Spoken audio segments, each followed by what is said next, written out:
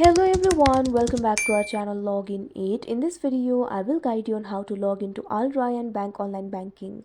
So if you also want to log into Rayan Bank online banking, this video is just for you. Follow the simple steps and you'll be able to do it. So first of all, what you have to do is launch open Rayan application. If you do not have this application, you can download it from Play Store and App Store. You can see over here this application has been opened. Initially, you'll be led to this kind of interface. So from here, you'll be able to log into your account. You can also create your account. If you're new user, simply tap on the option new user. Now after that, you can see over here, you'll be able to create the account for yourself. But if you want to log into your account, all you have to do is enter the credentials over here. Or you can also log in through biometric. If you want to do the biometric login, simply tap on the option biometric login. After that, you'll be able to log into your account. Or you can also enter the user ID and password over here. First of all, what you have to do is enter your user ID.